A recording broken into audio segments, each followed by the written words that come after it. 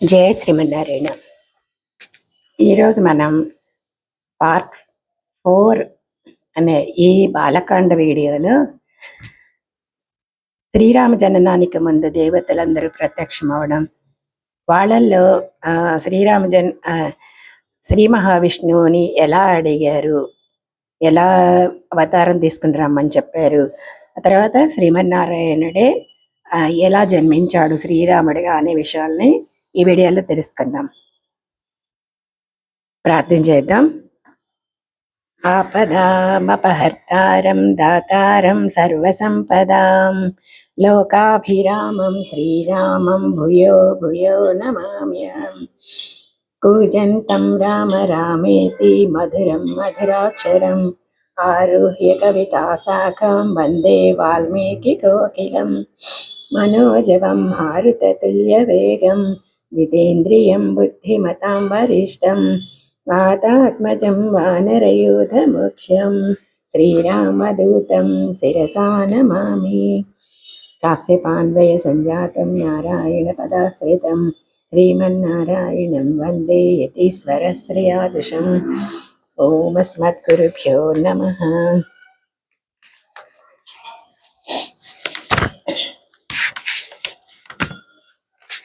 సామాన్యులైన రాజులు ఎవ్వరూ చేయలేని దుష్కరమైన అశ్వమేధ యజ్ఞాన్ని దశరథుడు పూర్తి చేశాడు.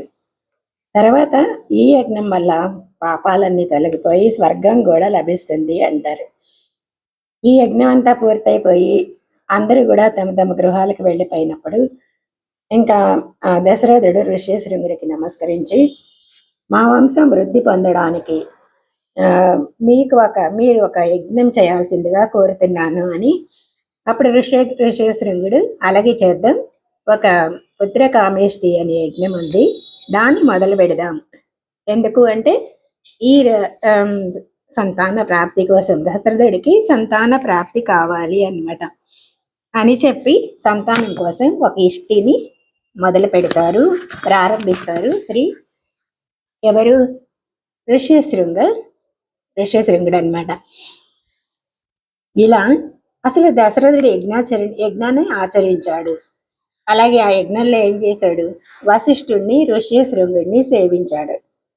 ఆ తర్వాత అహంకారం లేకుండా వశిష్ఠుడు ఋష్యశృంగుడు ఏం చెప్తే అది చేశాడు. ఎందుకు? తాను చక్రవర్తి, తాను చెప్పినట్టు వాళ్ళు వినాలి అనుకోలేదు.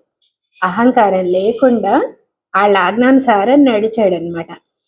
ఇంకా తన రాజ్యం అంతా కూడా, అంటే తన రాజ్యమంతా తనకి ప్రియమైన తన మహిషులను కూడా దానం చేసేసాడు.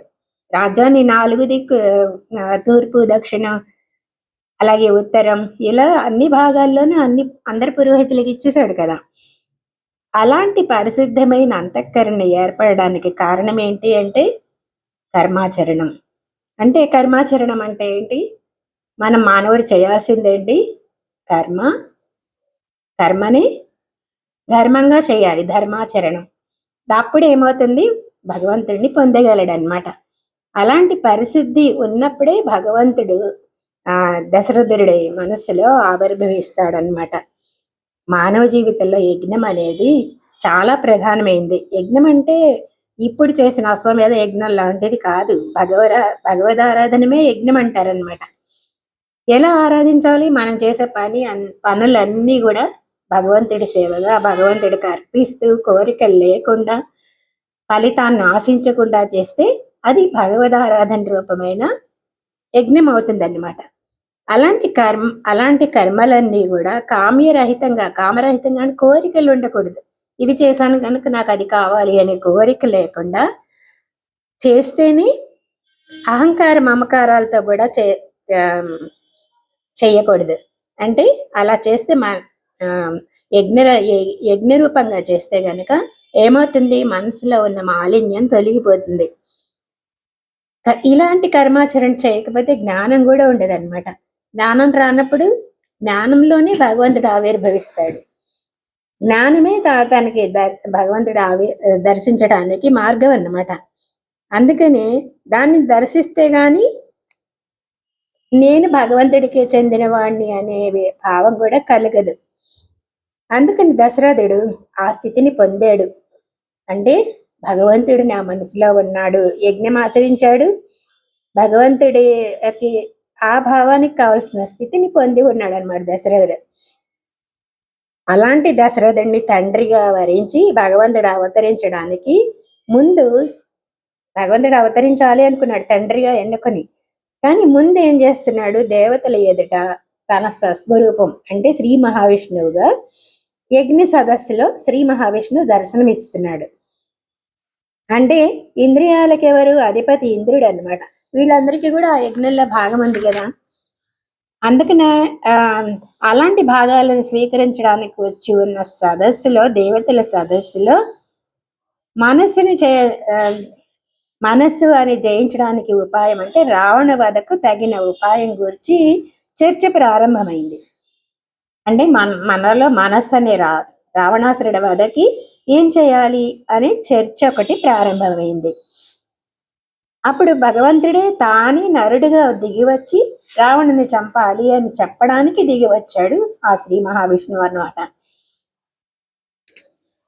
ఇతర అవతారాల్లో కొన్ని ప్రత్యేకతలు ఉంటాయి, కానీ రామావతారంలో మాత్రం ఒక ప్రత్యేకంగా ఏంటి అంటే ఇతర అవతారంలో లేని ప్రత్యేకత రామావతారంలో ఉంది కనిపిస్తుంది అనమాట. కృష్ణావతారాన్ని పొందడానికి ఏం చేస్తాడు, ముందు దేవతలందరూ కూడా పాల సముద్రం దగ్గరికి వెళ్ళి ప్రార్థిస్తే కృష్ణావతారం వచ్చింది. కానీ రామావతారంలో దేవతలందరూ ఉన్న దశరథుడి యజ్ఞ సదస్సులోకి శ్రీ మహావిష్ణువే దిగివచ్చాడు. దిగివచ్చి నేనే నరుడిగా వస్తానని చెప్పాడండి. అందుకని ఆ శ్రీరాముడిగా దిగి వచ్చేవాడు ఎవరు అంటే శ్రీ మహావిష్ణువే. అందుకే దేవతల ప్రార్థనతో రావణ వధకి కోసం అవతరించాడు అనే విషయం మనకి తెలుస్తుంది అనమాట. అలాగే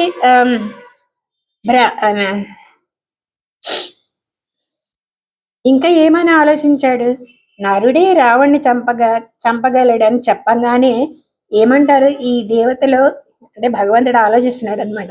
ఈ దేవతల్లో ఎవరైనా సరే మేము మానవులుగా పుట్టి చంపచ్చు కదా అని బయలుదేరతారేమో. అప్పుడు వాళ్ళకి అది చాలా ప్రమాదం కదా. లేదా రావణుడు ఈ సభలో ఈ దేవతలందరూ మాట్లాడుకుంటున్నారు అనుకోండి, తన చారులు ఎవరైనా ఉండొచ్చు, రామాయణుడి చారులు ఇందులో ఉండొచ్చు. అది వాడికి వెళ్ళి చెప్పారనుకోండి, వీళ్ళందరినీ కూడా అంతం చేసేస్తాడు అని బెంగ అన్నమాట భగవంతుడికి. అందుకనే సమయం ఇవ్వకుండా, ఇంకా సమయం వాళ్ళకి ఏమి ఇవ్వకుండా, వేరే ఆలోచన లేకుండా శ్రీ మహావిష్ణువు వచ్చాడు. ఎవరు వచ్చాడు అంటే ఆయన ఎక్కడి నుంచో వచ్చాడా కాదు, అంతా వ్యాపించబడినాడు శ్రీ మహావిష్ణువు అనేది. చేరువుగా వచ్చాడు అంటే భగవంతుడు అంతా ఉంటాడు కదా, రావడం ఏంటి అని సందేహం మనకు కలుగుతుంది కదా.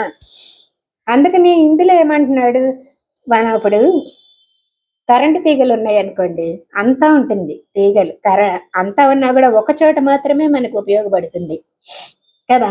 అంటే ఇప్పుడు మన లైట్లు కానీ ఫ్యాన్లు కానీ ఉన్నాయనుకోండి, అక్కడ మనకి ఇక్కడ కరెంట్ ఉంది అని తెలుస్తుంది వాటి వల్ల. కానీ కరెంట్ అనేది అన్ని తీగలంతా ఉంది, కానీ మనకు తెలిసేది మాత్రం ఇక్కడే అన్నమాట. అలాగే భగవంతుడు అంతా ఉన్నాడు, కానీ తను ఉపయోగపడాలి అని ఒక రూపంతో వాళ్ళకి కనబడాలి అని చెప్పి చేరువుగా వచ్చాడనమాట. భగవంతుడి ఎవరైనా సరే భగవంతుడిని నన్ను రక్షించు అని కోరితే చాలట, ఆయనకి ఎంతో సంతోషం కలుగుతుంది అనమాట. రక్షణ చేయడానికి వచ్చిన వాడు మరి రక్షణ పరికరాలు లేకుండా వస్తాడా? ఆయుధాలు ఉండాలి కదా, ప్రయోజనం ఉండదు కదా లేకపోతే. అందుకని శంఖ చక్ర గదాపాణి అయి వచ్చాడు. అంతేకాదు తనకి తప్ప వేరొకరికి ఉండని పీతాంబరాలను దాల్చి వచ్చాడు. ఇలా దేవతలను రక్షించడానికి కారణం ఏంటి? కేవలం తనకి కీర్తి రావడానికా? కాదు. ఎందుకు అంటే ఈ జగమంతా కూడా ఆయనదే కనుక స్వామిగా తన సొత్తుని కాపాడుకోవడానికి తన కర్తవ్యంగా వచ్చాడు అని జగత్పతి అన్నారనమాట. అలా శ్రీ మహావిష్ణువు యజ్ఞ సదస్సులో కూర్చోగానే దేవతలందరూ ఆయనకి నమస్కరించి స్తోత్రం చేశారనమాట. చేసి, ఓ విష్ణు, లోకాలకి మేలు చేయడానికి నిన్ను రావణ వధ చేయాల్సిందిగా కోరుతున్నాము.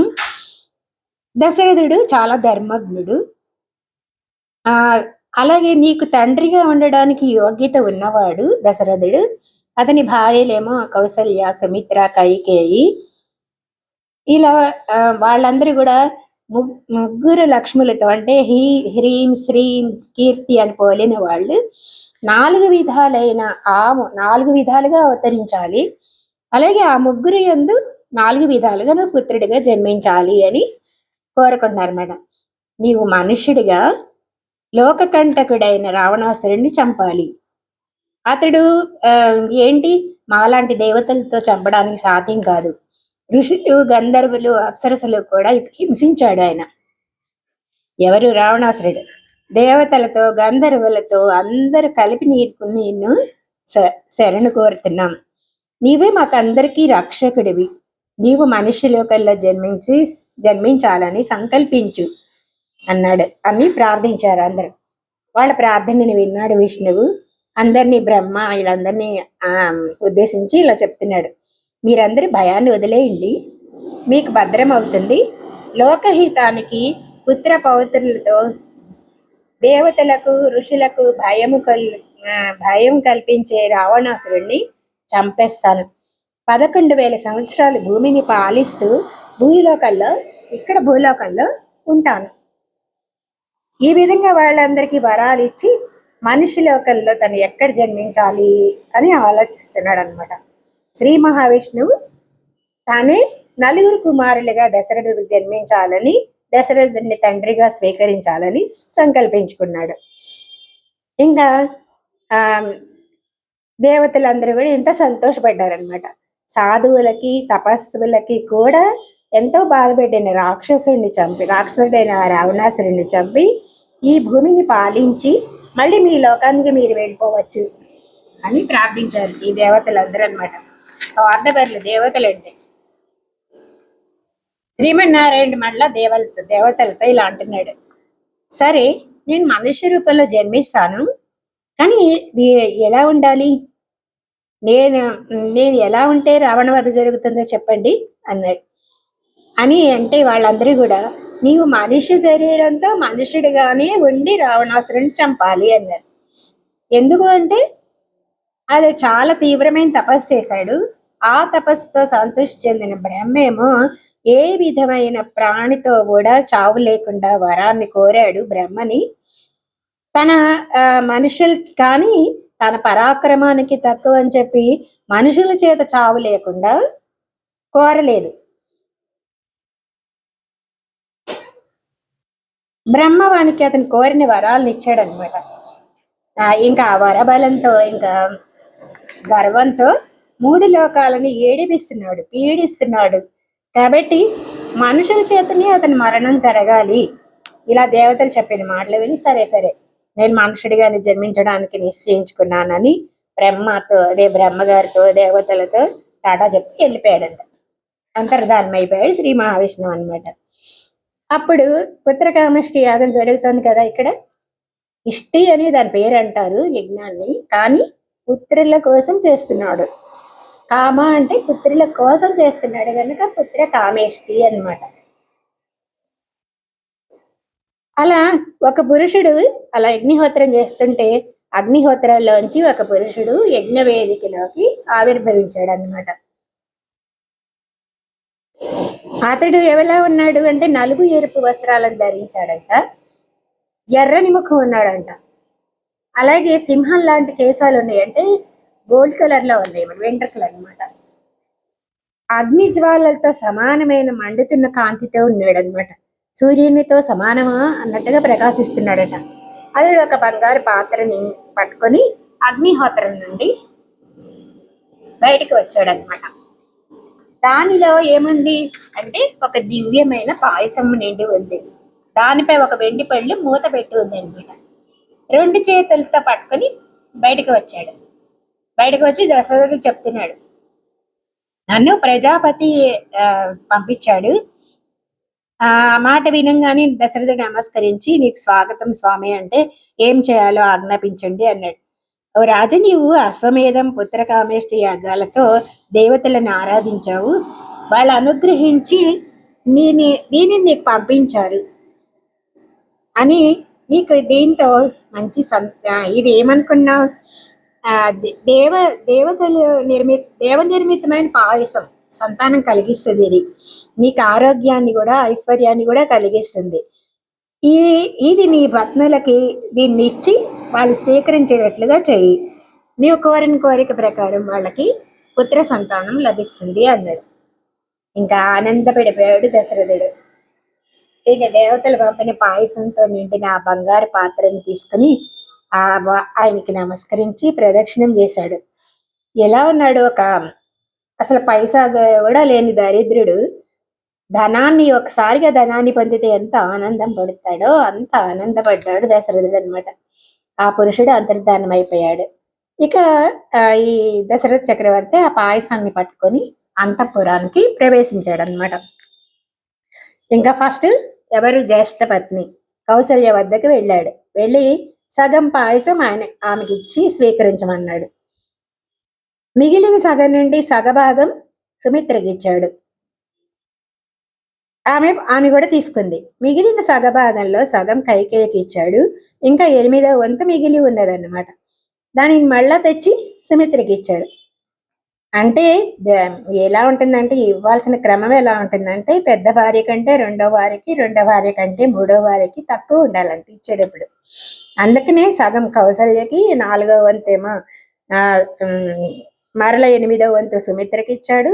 8వ వంతు మాత్రం కైకేయికి ఇచ్చాడు. అందుకే కైకేయికి ఒక్కళ్ళు పుట్టారు. 2 సార్లు పాయసాన్ని స్వీకరించింది కనుక సుమిత్రకి 2 పుట్టారనమాట. వాళ్ళు దేవతానుగ్రహంతో వచ్చిన ఈ పాయసాన్ని తీసుకుని గర్భవతులయ్యారు. శ్రీ మహావిష్ణువు ఒక్కడే పాయసం ద్వారా 3 భార్యలలో 4 రూపాలతో జన్మించబోతున్నాడు ఇప్పుడు. ఓకే, ఇతర పురాణాల్లో ఏం చెప్తారు అంటే శేషుడు, లక్ష్మణుడు, శంఖచక్రాలేమో భరత శత్రుఘ్నులుగా చెప్తారనమాట. కానీ శ్రీరామాయణంలో అలా కాదు, విష్ణువే 4 రూపాలతో వచ్చినట్లుగా చెప్పారు.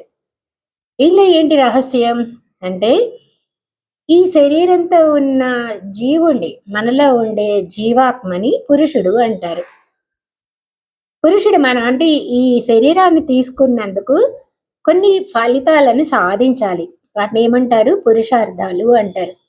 ఎందుకు పుట్టాడు జీవుడు అంటే, జీవుడు ఎందుకు శరీరాన్ని తీసుకున్నాడంటే పురుషార్థాలని సాధించడానికి.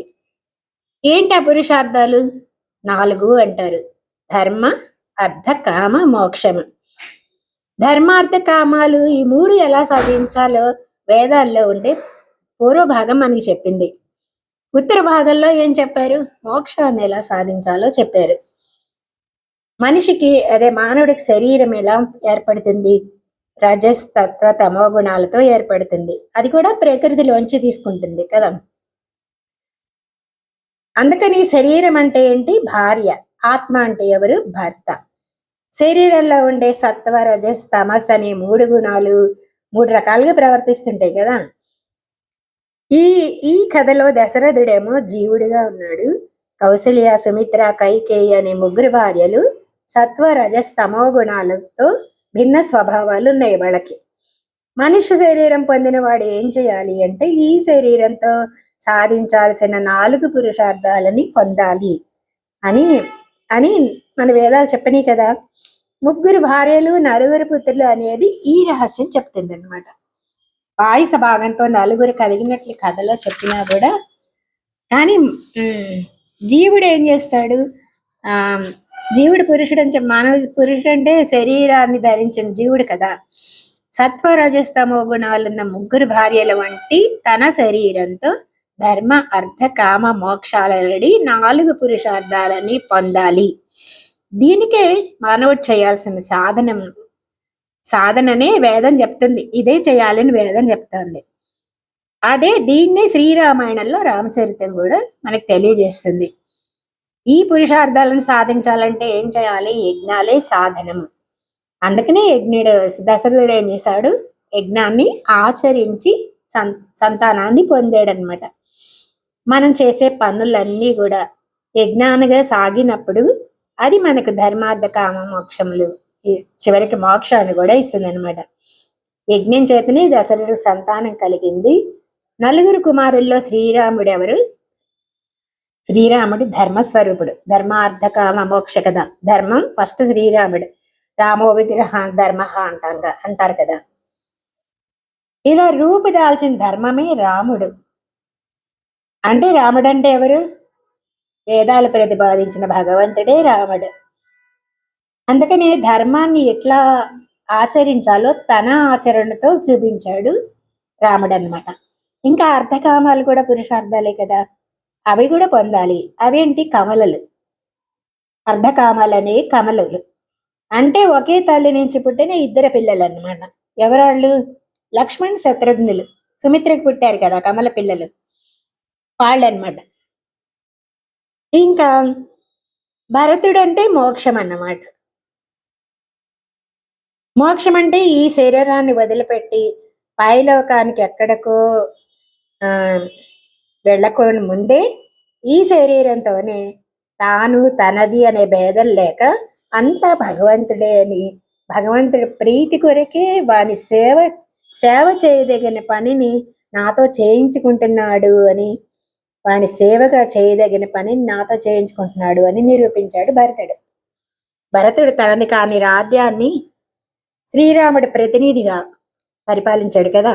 శ్రీరామ పాదుకలు ఉంచాడు, వానికే సేవకుడిగా పాలన సాగించాడు భరతుడు. ఈడెవరు? రాజు కాని రాజు అనమాట. ఇది మన జీవితంలో నేర్చుకోవాల్సిన విధానం. ఇదే మోక్షం అంటే. అర్ధకామాలు ఎట్లా అనుభవించాలో లక్ష్మణ శత్రుఘ్నులు నేర్పారు. కమలలిద్దరు కలిసి ఉండక లక్ష్మణుడేమో శ్రీరాముడితో, శత్రుఘ్నుడేమో భరతుడితో ఉండేవాళ్ళు. లక్ష్మణుడు అర్థము, శత్రుఘ్నుడు కామము అనుకుంటే, రాముడి ధర్మం కనుక ధర్మంతో చేరి అర్థాన్ని, భరతుడు మోక్షం కనుక మోక్షంతో చేరి కామాన్ని అనుభవించారు. అందుకనే రాముడి తర్వాత జన్మించిన భరతుడినేమో శత్రుఘ్నుడితో చేర్చారు. లక్ష్మణుని తర్వాత పెట్టి రామలక్ష్మణ భరత శత్రుఘ్నులు అని చెప్పారు అన్నమాట. అలా చెప్పకూడదు కదా. కానీ ధర్మార్థాలు ఒక జంట, మోక్షకామాలు ఒక జంట. అంటే ధర్మార్థాలు రామలక్ష్మణులు, మోక్షకామాలు భరత శత్రుఘ్నులు అన్నమాట. ఇట్లా నిరూపించారు ఈ రామాయణ చరిత్ర ద్వారా. శ్రీ మహావిష్ణువు ఇంకా ఏం చేస్తున్నాడు? దశరథుడు కుమారుడుగా రావడానికి సిద్ధపడ్డారు కదా. తర్వాత బ్రహ్మ దేవతలందరితో ఇలా చెప్తున్నాడు, శ్రీ మహావిష్ణువు మన కోసం అతడు అవతరిస్తున్నాడు కదా, కనుక మీ అందరూ కూడా మీ అంశాలతో వాయువేగం కలవారు, బుద్ధి సంపన్నులైన కుమారులని ఈ లోకల్లో సృష్టించండి. శత్రువుల చేత అంటే శత్రువుల చేత వారు ఎదిరింప సఖ్యం కాని వారు అంత బలవంతులై ఉండాలన్నమాట. దివ్యమైన దేహం ఉండాలి. అలాగే వానర రూపంలో ఉండేటట్లుగా వృక్ష, విద్యాధర, కిన్నెర, కాంతలందు సంతానంగా సృజించండి అని చెప్పాడు. అంటే బ్రహ్మ చెప్తున్నాడు అనమాట. పూర్వం నా అంశతోనే బ్రహ్మ చెప్తున్నాడు. అంశతో జాంబవంతుడనే వృక్షరాజుని సృజించాను. నేను ఆవలించినప్పుడు ఒకసారి నా నోటి నుంచి వెలువడ్డాడు ఈ జాంబవంతుడు అనమాట. మీరు కూడా మీ అంశాలతో వానర రూపలైన సంతానాన్ని ఈ లోకంలో సృజించండి. ఇలా బ్రహ్మతో ఆజ్ఞాపించబడ్డారు. దేవతలందరూ కూడా ఏం చేశారు? ఋషులు, సిద్ధులు, విద్యాధరులు, చారణులు వాళ్ళ అంశాలతో ఈ లోకల్లో ఎంతమందినో సృజించారనమాట. ఇంద్రుడు తన శక్తితో తనకి సమానమైన వాలిని వానరరాజుగా సృష్టించాడు. సూర్యుడు తన అంశతో సుగ్రీవుని సృష్టించాడు. సర్వ వానరుల్లో బుద్ధిమంతుడైన తారుడు అనే వానరుని బృహస్పతి సృష్టించాడు.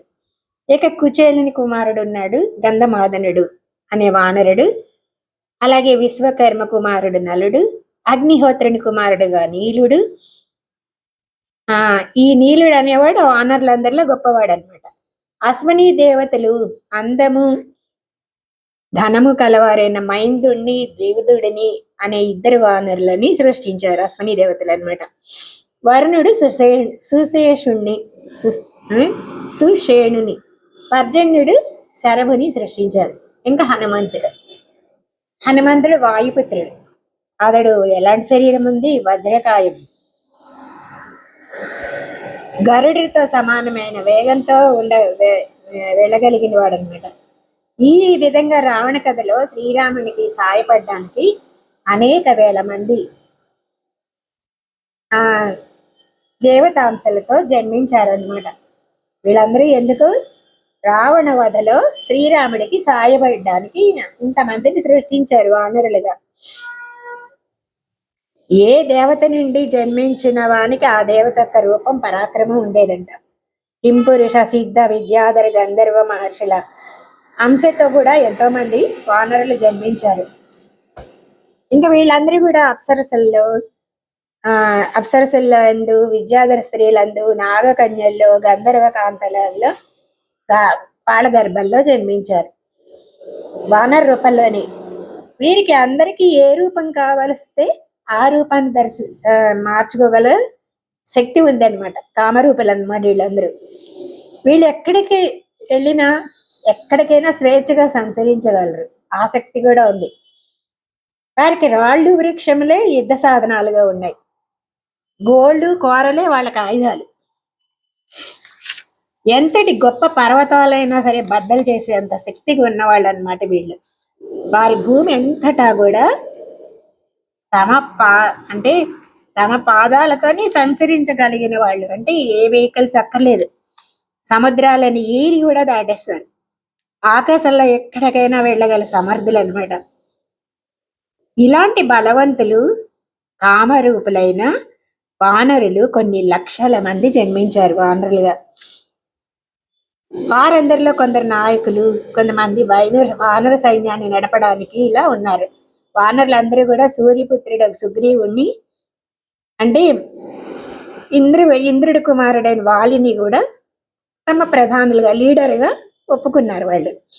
వానర కోటికి అంతటికి వాలి రాజు. ఆ వాలి వద్ద నలుడు, నీలుడు, హనుమంతుడు మొదలైన వాళ్ళందరూ మంత్రులుగా ఉన్నారు. వాలి వద్ద సుగ్రీవుడు ఎవరు? యువరాజు. వాలి చాలా బలశాలి అనమాట. ఏ విధమైన అనర్థాలు లేకుండా తన పరాక్రమంతో అందరినీ కాపాడుతున్నాడు. వారు ఈ భూమండలంలో, పర్వతాల్లో, వనాల్లో, సముద్రాల్లో అన్నిట్లోనూ వీళ్ళే ఉన్నారు. రామ సహాయం కోసం ఈ విధంగా వానర సైన్యం అంతా అవతరించిందనమాట. ఇంకా రామావతారానికి సమయం అయింది. అశ్వమేధ యాగం, పుత్రకామేష్టి సమాప్తి అయిపోయింది. దేవతలందరూ కూడా వాళ్ళ భాగాలు తీసుకుని వెళ్ళిపోయారు. ఎవరి స్థానాలకి వాళ్ళు వెళ్ళిపోయారు. దశరథుడి దీక్ష కూడా సమాప్తం అయిపోయింది. యజ్ఞభూమి నుండి పట్టణానికి వచ్చాడు. అందరూ కూడా అక్కడ రాజులందరినీ సత్కరించాడు. ఆ తర్వాత భవనంలో ప్రవేశించి ఋషిశృంగుని, శాంతని కూడా సత్కరించాడు, పూజించాడు. వాళ్ళు ఇరువురు మళ్ళా అంగదేశానికి రోమపాదం దగ్గరికి వెళ్ళిపోయారు. వెంట కొంత సైన్యాన్ని కూడా పంపించాడు అనమాట. అలా కొంత దూరం అనుసరించి వెళ్ళి తను కూడా ఋషిశృంగులను సాగనంపాడు. ఈ విధంగా వచ్చిన వాళ్ళందరూ వెళ్ళిపోయిన తర్వాత దశరథుడు ప్రసవ సమయానికి నిరీక్షిస్తూ కాలం గడుపుతున్నాడు. యజ్ఞం సమాప్తం అయిపోయింది. 6 ఋతువులు గడిచిపోయినాయి.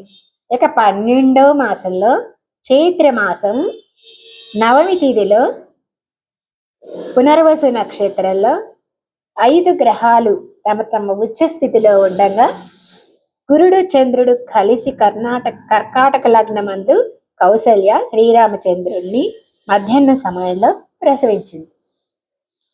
ఓకే.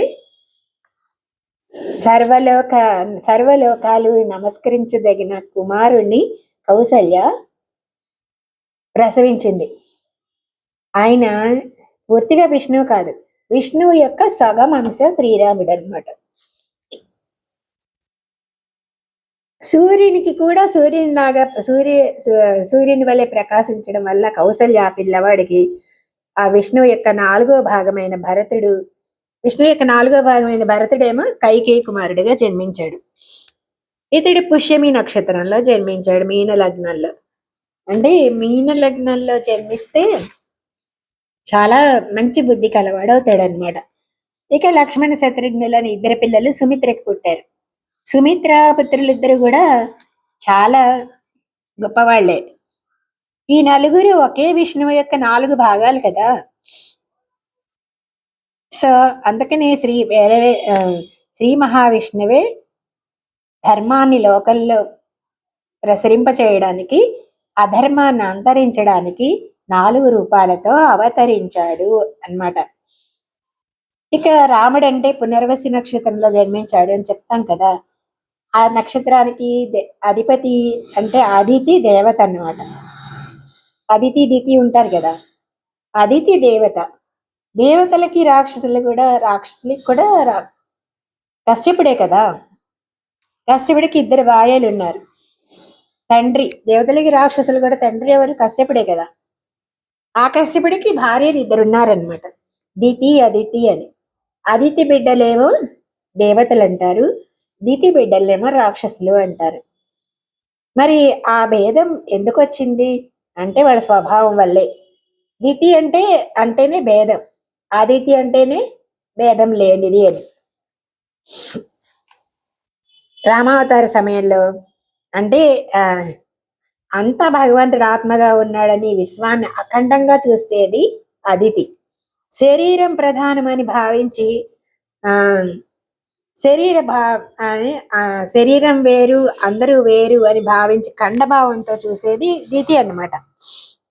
అందుకనే శ్రీరామునికి అదితి దితి వేరు, దేవతలకి రాక్షసులకి తల్లి అన్నమాట.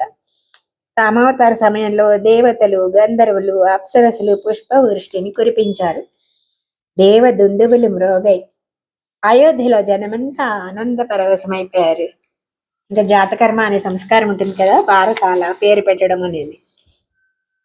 ప్రతి వీధిలో నర్తకులందరూ ప్రదర్శనలు ఇస్తున్నారు. అందరికీ తగిన పారితోషికాలు కూడా ఇస్తున్నాడు అనమాట. పొందమాగుదలు అంటారు కదా, అంటే రాజవంశస్థులని కీర్తించే వాళ్ళు వీళ్ళందరూ అనమాట. బ్రాహ్మణులకి ధనాన్ని గోవులని ఇచ్చాడు. 11 రోజులు గడిచిన తర్వాత 12వ దినంలో నామకరణం జరిగింది. ఎవరు పురోహితులు? వశిష్ఠుల వారే. ఇంకో పురోహితుడు ఎవరు? 2 కదా, వామదేవుడు. చక్రవర్తికి సంతానం కలిగినందుకు చాలా చాలా ఆనందంతో జ్యేష్ఠుడికి రాముడు అనే నామధేయం ఉంచాడనమాట. కైకేయి కుమారుడు భరతుడు, సుమిత్ర కుమారులకేమో లక్ష్మణ శత్రుఘ్నులు అని నామధేయం అని ఇచ్చాడు. ఇది వశిష్ఠుడు త్రికాలజ్ఞుడు కదా, భవిష్యత్తుని ఎరిగి అందరినీ ఆనందింపచేసేవాడు కనుక రమయతి ఇతి అని రామః అని పెద్దవాడికి రామనామాన్ని ఉంచాడు. అంతేకాదు యోగులు కూడా ఇతన్ని ధ్యానించి ఆనందిస్తారు కనుక రాముడు అనే అర్థాన్ని కూడా ఈ నామానికి చెప్పారనమాట. మన అహంకారం మమకారాలు పోవాలంటే రామనామమే శరణం. రా అనేది అగ్ని బీజం అంటారు, మా అనేది అమృత బీజం అంటారండి. రా అనే అక్షరం ఉచ్చరించగానే పాపాలు పోతాయి, మా అనే అక్షరం పలకంగానే అమృతత్వం సిద్ధిస్తుంది అని చెప్పారు. ఇది ముక్తికి దోవ అన్నమాట. ఇలా ఒకళ్ళని ఆనందింపజేసేవాడు కనుక ఆనందింపజేస్తాడు, తాను ఎప్పుడు ఆనందంలో ఉండేవాడు రాముడు అనమాట. ఇది మానవులకు ఉండాల్సిన లక్షణం. అందరినీ ఆనందింపచేయాలి, తాను కూడా ఆనందంగా ఉండాలి అనమాట. అలాగే ఇంకా కైకేయి పుత్రుడికి భరతుడు అని పేరుని పెట్టాడు. తండ్రి మరణించిన తర్వాత రాముడు వనవాసానికి వెళ్ళి 14 సంవత్సరాలు వెళ్తే 14 సంవత్సరాలు కూడా ఆ రాజ్యాన్ని రాజు కాకుండా రాజుగా పరిపాలించాడు గనక ఆ భారాన్ని మోయగల సమర్థుడు అవడం వల్ల భరతుడు అనే పేరు ఇప్పుడే ఊహించి పెట్టాడు వశిష్ఠుడు. ఇంకా లక్ష్మీ సంపన్నుడు అనే అర్థంతో లక్ష్మణుడు అని పెట్టారు. అసలు చక్రవర్తి కొడుకు కనుక ఓకే, లక్ష్మీ ఐశ్వర్యవంతుడే అవుతారు. కానీ ఐశ్వర్యాన్ని ఆయన ఏమన్నా అనుభవించాడు ఆ లక్ష్మణుడు? అయినా కూడా ఆయన లక్ష్మీవర్ధనుడు అన్నారు. లక్ష్మీ సంపన్నుడు అని వాల్మీకి కూడా చెప్పాడంట. అంటే ఏంది ఆయన లక్ష్మి అంటే మామూలు లోకల్లో ఉండే ఐశ్వర్యం కాదు. శ్రీరామునితో నిత్య సన్నిధి కలిగి ఉండడమే లక్ష్మణుడి ఐశ్వర్యం. అలాంటి ఐశ్వర్యం ఒక్క లక్ష్మణుడికే ఉందన్నమాట. అంటే లౌకిక ఐశ్వర్యం అనేది శాశ్వతం కాదు, కానీ భగవత్ సన్నిధానం అనే ఐశ్వర్యం మాత్రం శాశ్వతం అన్నమాట. అందుకని సుమిత్రాపుత్రుడైన లక్ష్మణుడు అని పేరు పెట్టారు. తర్వాత ఇంకొక లక్ష్మణుడికి సోదరుడు శత్రుఘ్నుడు అని పెట్టారు. అంటే గొప్ప శత్రువులను జయించిన రామలక్ష్మణులకు లేని బిరుదు ఇతనికి లభించింది. మధురలో లవణుని ఇతను చంపాడు, ఓకే, అందుకని శత్రుఘ్నుడు అన్నారా? కాదు. శత్రువులు అనగా ఏంటి? ఇంద్రియాలు. మన ఇంద్రియాలు ఇవి ఎప్పుడు కూడా మనసును వదిలి ఉండవు అసలు. ఇవి ఎప్పుడు కూడా విషయాల మీదకి పోయి మనసును పాడు చేస్తూ ఉంటాయి కదా. వాటిని జయించిన వాడు శత్రుఘ్నుడు అన్నమాట. అది ఇతని గొప్పదనం. అది భగవంతుడిని కూడా వదిలిపెట్టి భక్తుడికి అంకితమైన ఇంద్రియాలు ఉన్నవాడు భరతుడు అన్నమాట. భరతుడు రాముడి భక్తుడు. అతన్ని ప్రేమించిన వాడు శత్రుఘ్నుడు. అసలు శత్రుఘ్నుడు రాముడి జోలికి వెళ్ళేవాడు కాదండి. అసలు రాముడి వైపు అసలు వెళ్ళలేదు. భరతుని ఎందే ఆయనకి ఇష్టం అన్నమాట. భగవంతుడిని ప్రేమించడం కంటే భగవద్భక్తులని ప్రేమించడం గొప్ప అని నిరూపించాడు. అంటే భగవద్ విషయంలో ప్రవర్తించడం అందరూ చేస్తారు పూజలు, కానీ భగవంతుడిని వదిలిపెట్టేసి భగవద్భక్తులు ఎందే మనసు నిలబడడం అనేది చాలా కష్టం. అందుకనే అది సహజంగా కలిగింది కనుక శత్రుఘ్నుడు అన్నారన్నమాట. ఇలా 4 నామధేయాలు సార్థకంగా, అంటే ముందు చూపు కలిగి భవిష్యత్తుని ఆలోచించి వశిష్ఠుడు పెట్టిన పేర్లు అన్నమాట ఇవన్నీ. ఇంకా నామకరణం అయిపోయింది. అందరికీ భోజనాలు ఏర్పాటు చేశారు. బ్రాహ్మణులకి రత్నరాశనే ఇచ్చేశాడు. నలుగురిలో రాముడు అంటే దశరథుడికి చాలా ఇష్టం. తర్వాత అందరూ పెరిగి వేదాధ్యయనం చేశారు. ఏనుగుల మీద, గుర్రాల మీద స్వారీ చేయడం, రథంలో ప్రయాణించడం బాగా నేర్చుకున్నారు. ధనుర్వేదం అంతా కూడా నేర్చుకున్నారన్నమాట. తండ్రి మాటను వినడంలో ఎక్కువ ఆసక్తి ఉండేది రాముడికి. నలుగురిలో లక్ష్మణుడు బాల్యం నుండి రాముడంటేనే ఇష్టం. ఎప్పుడు ఒకళ్ళనొకళ్ళు వదిలి ఉండేవాళ్లే కాదు. రాముడికి తన శరీరం కూడా లెక్క పెట్టేవాడు కాదు లక్ష్మణుడు. రాముడికి ఇష్టమైంది చెయ్యాలి అనుకునేవాడు అనమాట. ఇష్టమైన పని చేయడమే లక్ష్మణుడికి ఇష్టం. లక్ష్మణుడేమో రాముడికి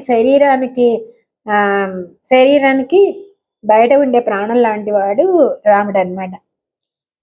లక్ష్మణుడు రాముడి శరీరానికి బయట తిరిగే ప్రాణం లాంటి వాడు అనమాట.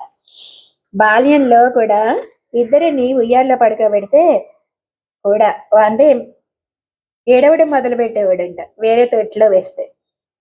రాముడు మళ్ళీ తీసుకెళ్లి రాముడు పక్కన పడుకోబెడితే నిద్రపోయేవాడంట. ఇది అలాగే లక్ష్మణుడు ఉంటేనే రాముడు కూడా నిద్రపోయేవాడు అనమాట.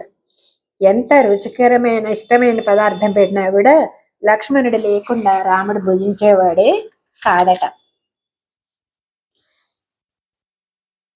ఇలా రాముడు లక్ష్మణుడు లేదే నిద్రించేవాడు కాదని చెప్పుకున్నాం కదా. లక్ష్మణుడు లేకుండా తినేవాడే కాదు. అంత ప్రీతి ఉండేది లక్ష్మణుడికి. రాముడిపై అయితే ఎంత ప్రీతి ఉండేదో రాముడికి కూడా లక్ష్మణుడు అంటే అంతకన్నా ఎక్కువ ఇష్టం ఉండేదన్నమాట. ఇలా ఉండడానికి కారణం కూడా ఒకసారి మారీచుడు చెప్తాడు తర్వాత. రామస్య దక్షిణో బాహు నిత్యం ప్రాణో బహిశ్చర. లక్ష్మణుడు రాముడి కంటే ఏమనుకున్నావు? రాముడి దక్షిణ బాహు, కుడి చేతి లాంటి వాడు. అంటే బయట ప్రాణం లోపలే ఉంటుంది, కానీ లక్ష్మణుడు బయటికి తిరిగే ప్రాణం లాంటి వాడు. అందుకని లక్ష్మణుడు ప్రాణం అవడం వల్ల ప్రాణం లేనివాడు నిద్రపోవడమేమి. అందుకే రాముడు లక్ష్మణుడు లేకుండా నిద్రించేవాడు కాదనమాట. కుడి చేయి లేనిదే భోజనం చేయడం కుదరదు కదా. కనుక లక్ష్మణుడు లేనిదే రాముడు పూజించేవాడే కాదు. ఇలా సంబంధం ఏంటి? సంబంధం అంటే జీవుడికి పరమాత్మకి గల సంబంధం చెప్తున్నారు ఇక్కడ. అంటే భగవంతుడికి ఎప్పుడు నిద్రపోయేవాడు కాదు, ఎప్పుడు మేల్కొన్నాడు, నిత్య జాగరూకుడు అంటారు కదా. కానీ జీవునితో చేరి ఉన్నప్పుడు నిద్రపోతాడు. అంటే మన సుషుప్తి అవస్థ అంటాం కదా, మనం బాగా గాఢ నిద్ర. ఆ గాఢ నిద్రలో మన అంటే జీవులం అందరం కూడా పరమాత్మలో చేరి ఉంటాం. ఆ స్థితిని ఏమంటాం, గాఢ నిద్ర అంటారనమాట. అప్పుడు అసలు మీకు ₹1,00,00,000 పక్కన పెట్టినా కూడా అక్కర్లేదు, పట్టింపు లేదు కదా. భగవంతుడు జీవుడిని కూడా ఉన్నప్పుడు సుషుప్తి గాఢ నిద్ర అని మన ఉపనిషత్తులు కూడా చెప్తున్నారు అనమాట. భుజించేవాడు జీవుడే గనక లక్ష్మణుడు లేని రాముడు భుజింపడు అని చెప్పాడు. అంటే వాళ్ళిద్దరి సంబంధం ఎలాంటిదో చెప్పాలని చెప్పారనమాట. లక్ష్మణుడు లక్ష్మీ సంపన్నుడు అన్నారు. ఓకే, దీంతో భగవంతుణ్ణి వీడి ఉండని వాడు గనక ఆయన లక్ష్మీ సంపన్నుడు అయ్యాడనమాట. ఇలా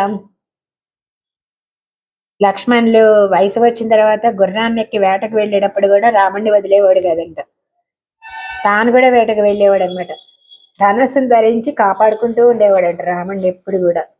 ఇలా రామలక్ష్మణుల సంబంధం ముందు వర్ణించి భరత శత్రుఘ్నులు కూడా అట్టి సంబంధాన్ని అట్టి ప్రేమని కలిగి ఉన్నారు.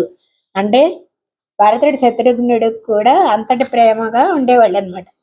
లక్ష్మణుని తమ్ముడు కదా, అంటే లక్ష్మణునికి రామునితో ఎటు సంబంధం ఉందో అతని తమ్ముడు శత్రుఘ్నుడికి భరతుడితో అట్లాంటి సంబంధమే ఉంది. అంటే వీళ్ళిద్దరు కూడా అంత ప్రేమగా ఉండేవాళ్ళు అనమాట. ఇంకా ఇలా దశరథుడు నలుగురు కుమారులతో ఎంతో తృప్తిగా ఉన్నాడనమాట. ఇంకా ఇతిహాస తన పిల్లలకి వేదాలకు సంబంధించిన స్మృతులని, ఇతిహాస పురాణాలని అన్ని అధ్యయనం చేయించాడు. ధనుర్వేదాల్లో ఆరితేరిన వాళ్ళు ఉన్నారు. తండ్రి మాటను విని, తండ్రి మాట అంటే ఎంతో శ్రద్ధ గౌరవం ఉన్నవాళ్ళు.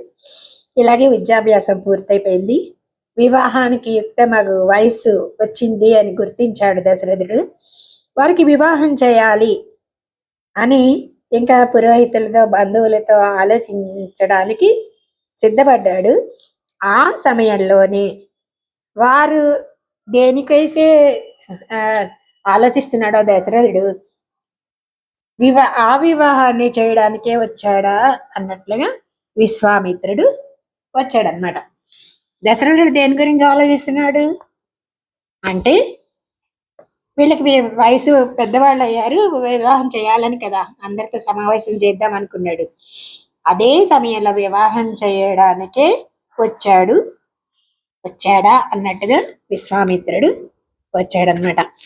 ఇలా విశ్వామిత్ర పాత్రని ప్రవేశపెట్టారు ఇప్పుడు అనమాట. జయ శ్రీమన్నారాయణ. మళ్ళీ నెక్స్ట్ దాంట్లో విశ్వామిత్రుడి చరిత్రను తెలుసుకుందాం.